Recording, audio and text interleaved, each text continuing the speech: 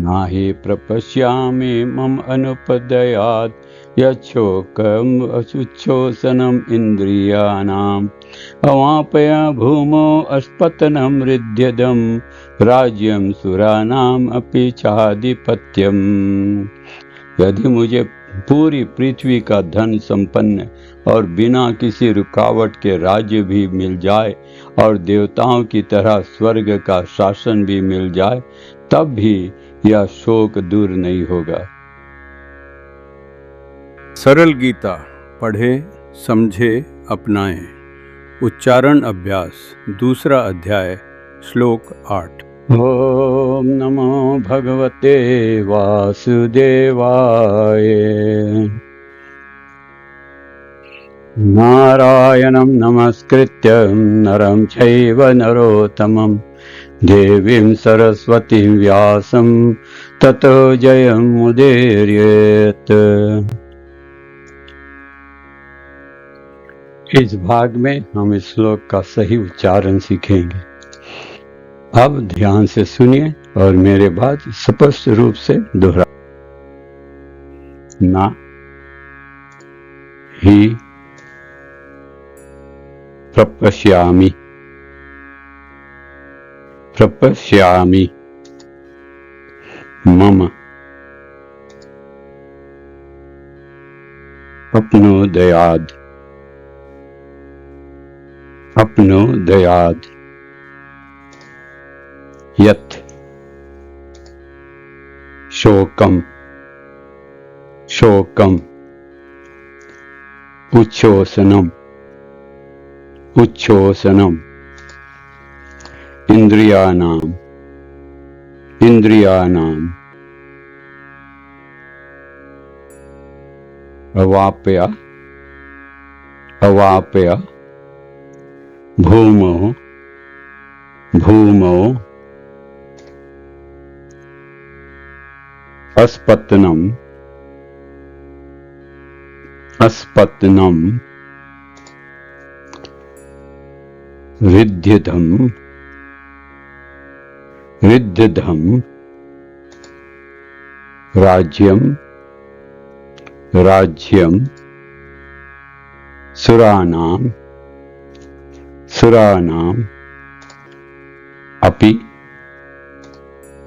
च अधिपत्यम्, अधिपत्यम्। न हि प्रपश्यामि मम अपनोदयात्, न हि प्रपश्यामि मम अपनोदयात्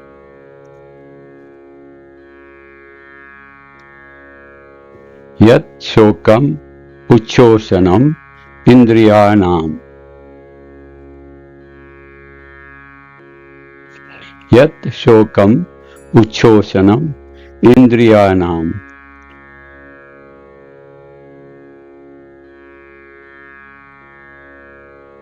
अवाप्य भूमौ अस्पतनं रिद्ध्यदम्,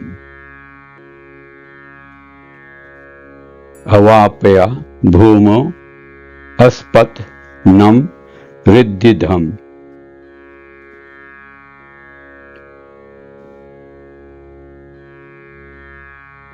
राज्यं सुराणाम् अपि च अधिपत्यम्, राज्यं सुराणाम् अपि च अधिपत्यम्।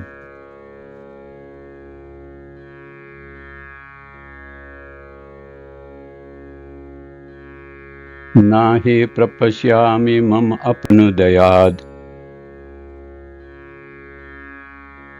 न हि प्रपश्यामि मम अपनोदयात्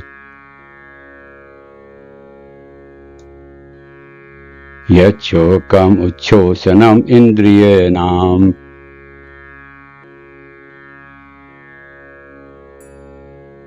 यच्छोकम् उच्छोषणम् इन्द्रियाणाम्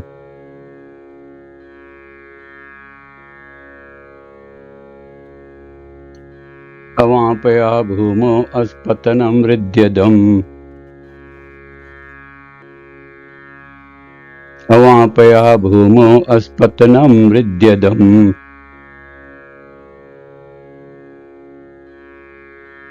राज्यं सुराणाम् अपि चाधिपत्यम् राज्यं सुराणाम् अपि चाधिपत्यम्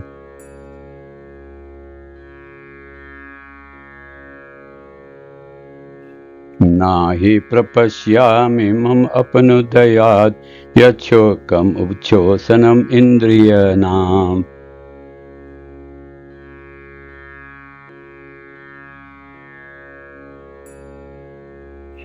नाहि प्रपश्यामि मम अपनुदयात् यच्छोकम् उच्छोषणम् इन्द्रियाणाम्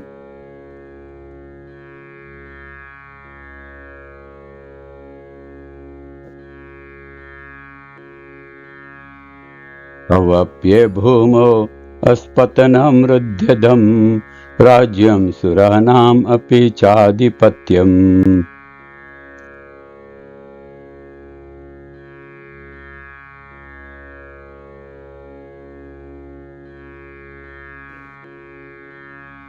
अवापय भूमौ अस्पतनं हृद्यदम् राज्यं सुराणाम् अपि चाधिपत्यम्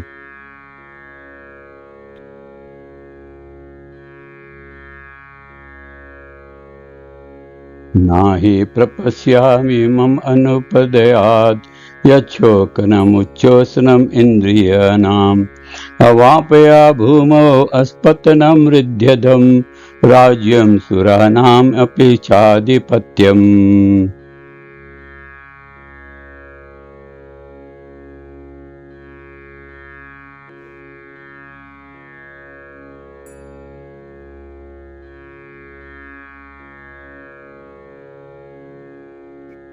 नाहि प्रपश्यामि मम अपनुदयात् यच्छोकनम् उच्छोषणम् इन्द्रियाणाम् अवापय भूमौ अस्पतनं हृद्यदम् राज्यं सुराणाम् अपि चाधिपत्यम्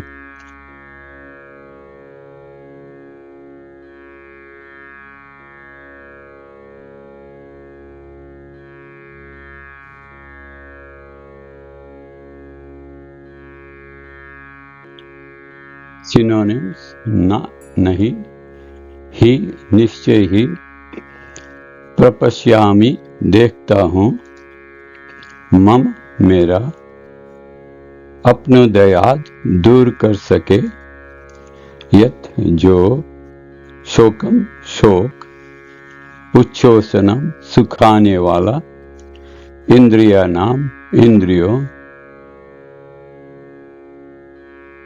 अवापय प्राप्त करके, भूमो पृथ्वी पर, अस्पतनम शस्त्रविहीन, हृद्यदम् समृद्ध, राज्यम राज्य, सुरानाम देवताओं का, अपि चाहे, चा भी, अधिपत्यम सर्वोच्चता, नाहि प्रपश्यामि मम अनुपदयात् यच्छोकम् उच्छोषणम् इन्द्रियाणाम् अवापया भूमौ अस्पतनं हृद्यदम् राज्यं सुराणाम् अपि चाधिपत्यम्। भावार्थ, यदि मुझे पूरी पृथ्वी का धन संपन्न और बिना किसी रुकावट के राज्य भी मिल जाए और देवताओं की तरह स्वर्ग का शासन भी मिल जाए, तब भी यह शोक दूर नहीं होगा।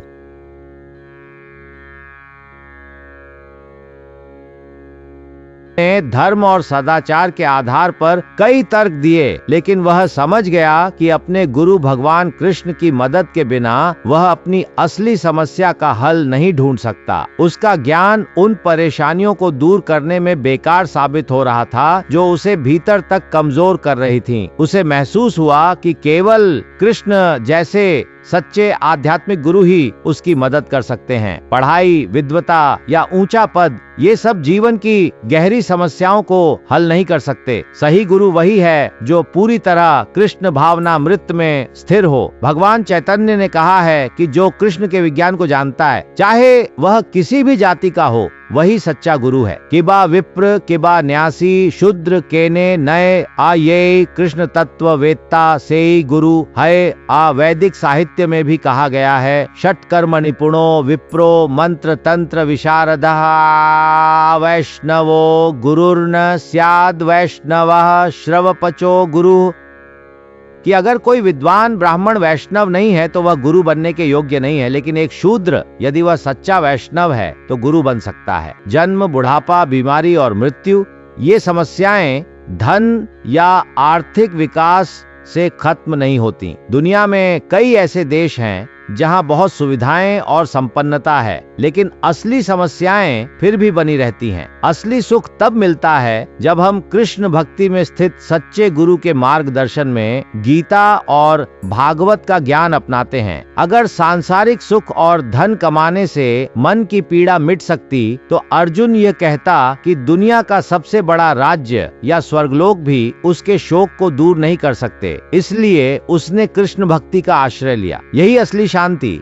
और संतुलन का रास्ता है। सांसारिक सुख, सत्ता या यहाँ तक कि ऊंचे लोकों की यात्राएं भी कभी भी खत्म हो सकती हैं। जब पुण्य खत्म हो जाता है तो इंसान स्वर्ग लोकों से गिरकर नीचे आ जाता है। यही गिरावट दुख का कारण बनती है। इसीलिए अगर हम हमेशा के लिए शोक मिटाना चाहते हैं तो हमें भी अर्जुन की तरह कृष्ण की शरण लेनी होगी। उनसे अपनी समस्याओं का पक्का समाधान मांगना होगा। यही कृष्ण भक्ति का तरीका है। जो गीता का संदेश बांटता है वह मुझे अति प्रिय है।